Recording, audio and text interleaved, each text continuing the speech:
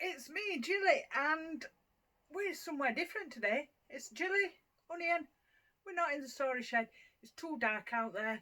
It's too cold in the shed.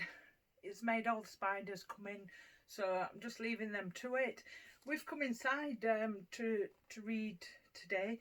So because I've not been able to go out as much, I've been missing school even more than I usually am. I guess it's because I've not been as busy, I suppose, making things and doing things outside, so it's given me a lot more time to think. So I hope that you're keeping yourselves busy inside with your learning tasks on Seesaw, looking at books. You can still do painting and things like that.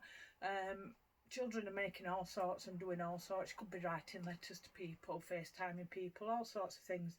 But I was thinking about some of the things that I miss at school, and of course, I miss all the things like playing in the woods and doing all of that, and being in the cabin and telling stories down there, building things in the woods.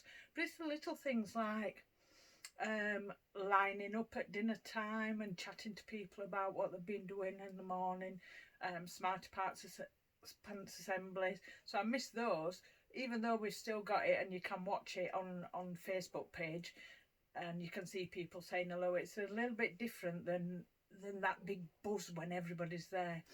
So it's all sorts of little things, just passing people in the corridor and saying hello, asking how people are, all those little things that I miss. So I ordered myself a book, and it's by one of my favourite authors, and it's a man called Michael Rosen. So he writes poetry, and this is a poetry book. He also writes stories, so you'll probably know one of my favourite stories, Little Rabbit Foo Foo. He did that as well. So this one is called No Breathing in Class, and it is about school. Alright, so I'm going to read you one. You'll just sit there quietly. It might make you jump a little bit, Onion, because I get a big voice in it. Are we ready? So this one's called Strict. Maybe you think you've had a teacher who's really strict. Maybe you know a really strict teacher. But when I was at school, we had a teacher who was so strict, you weren't even allowed to breathe in her lessons. That's true. We weren't allowed to breathe. It was really hard to get through a whole day without breathing. Lips tightly shut, face going red, eyes popping out.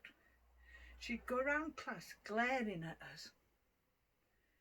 And then she'd suddenly catch sight of one of us and she'd yell, "No breathing! Do you hear me? No breathing!" And you all had to stop breathing right away. The naughty ones used to try and take secret breaths under the table.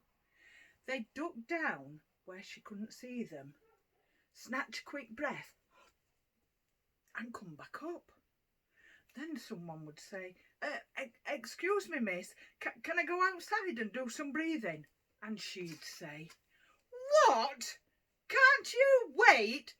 You've had all playtime to breathe, haven't you?" And then she'd ask someone a question like, "Where's Tibet?" And someone would put their hand up and say, it's... And she'd be right in there with, "You're breathing! I saw you breathe."